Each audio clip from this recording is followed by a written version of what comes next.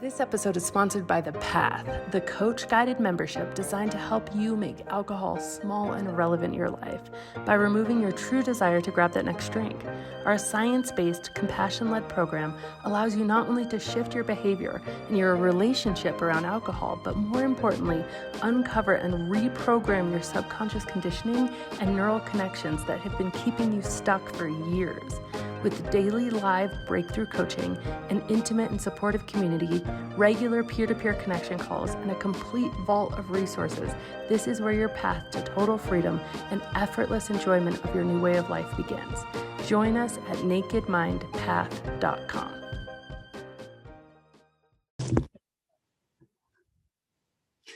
Hi, this is Annie Grace, and I am answering readers' questions, and I got such a great question today from Lauren. She says, "Hey, Annie, I am 6 months alcohol-free with the alcohol experiment. I feel fat and my skin still looks terrible. I'm nervous about going anywhere alcohol is served. Can you please help?" So a few different questions in here, and I love this. Thank you for your question. And before we start, if you are curious at all about how your life could look different, join us. It's always free at the Alcohol Experiment. You can download the Alcohol Experiment app on your phone, or you can join me at alcoholexperiment.com. We have over 250,000 people who have done the Alcohol Experiment now, and it is so life-changing. So first of all, Lauren, congratulations on 6 months. It's absolutely incredible.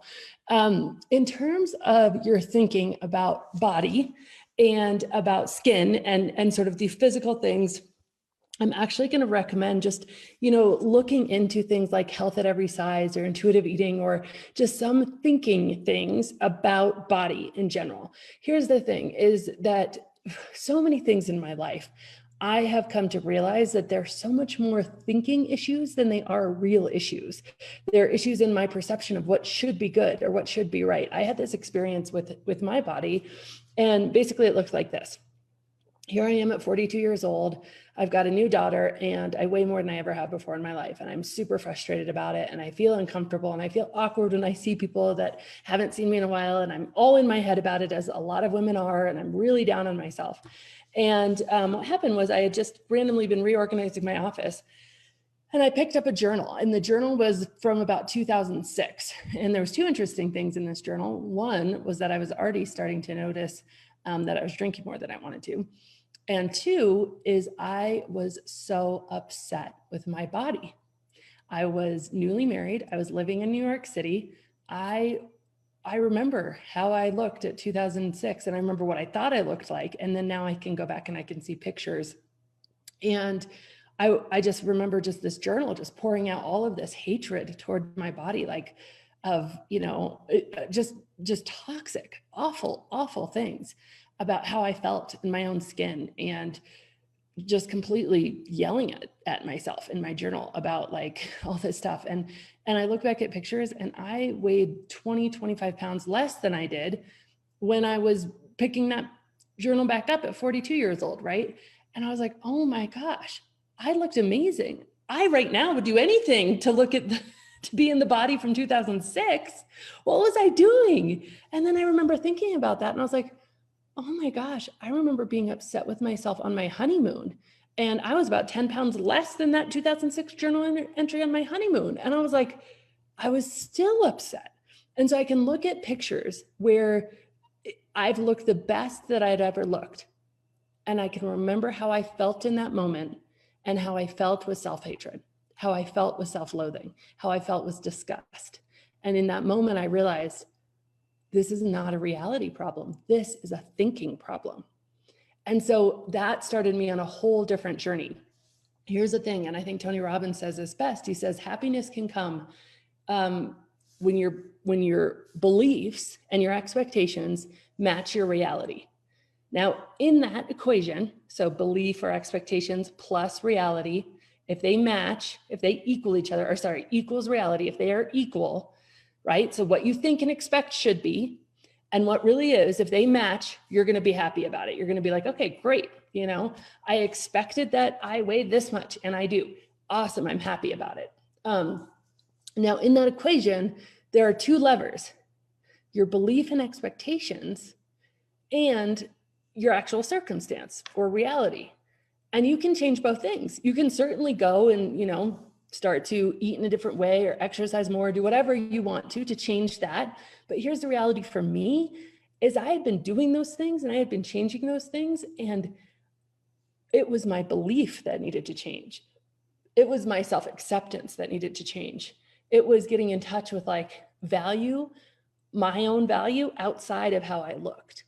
And that for me changed everything, because it was like, okay, you can change your circumstances, which can sometimes be hard, if not impossible, or you can change your thinking. And for me, when it came to that, changing my thinking, oh, wow, that was a big deal. And so I just encourage you to do that. At 6 months, obviously, this doesn't have to do anything with alcohol anymore. You probably have some expectations that you would lose some weight, because people do sometimes, people don't other times, through drinking, through not drinking.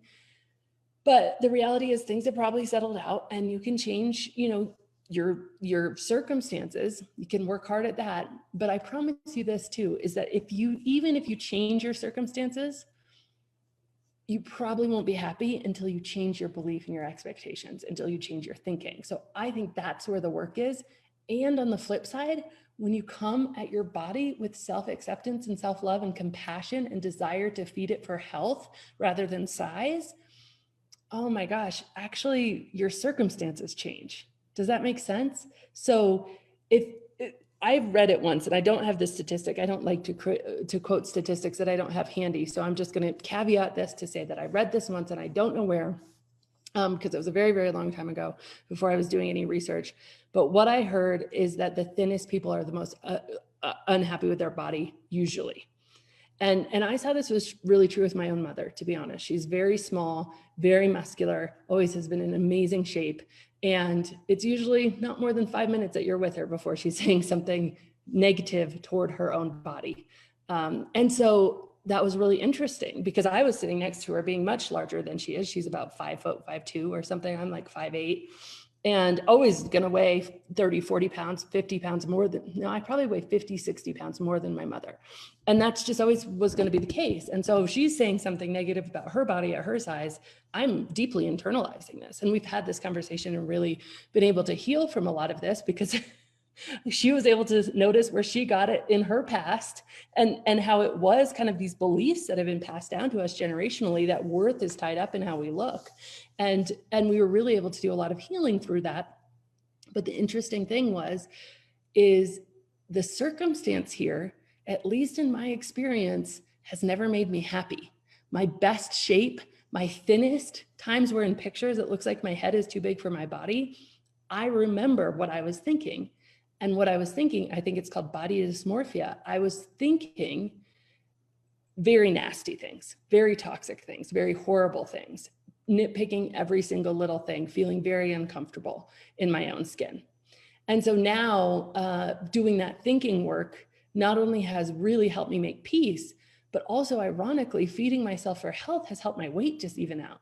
So it's like this crazy thing that when you actually look at changing your thoughts, changing your thinking, instead of changing your circumstances tend to change. When you just are trying to change your circumstances, especially if it's through shame and blame and guilt, then your feelings actually can get worse and worse, and it won't actually matter how you look. So that was very long about the fact that I think sometimes what we need to hear and what we need to heal is what we believe and what we expect and how we view ourselves rather than anything externally. So I hope that makes sense. Hi, it's Annie Grace. I wanted to interrupt this podcast, I guess the end of this podcast, to say that if you're totally serious about actually and truly and forevermore transforming your relationship with alcohol, really leaving it behind in the rearview mirror for once and forever, and changing your psychology about it, we have a program called The Path that I've created specifically for you. Now, it's not for you if you're still dabbling or trying to figure out where you want to be, or maybe even if you still want to moderate. All those things are fine. That's great. But if you're beyond that and you're like, no, I just want to be done with this. I'm ready to invest some time and I'm ready to just make this happen. I want the answer. I want the easy way out. Then I want you to check out nakedmindpath.com and join us in the path, where you receive coach-guided and community support so that you can truly make this lasting change that you want in your life. And as always, rate, review, and subscribe to this podcast, as it truly helps the message reach somebody who might need to hear it today.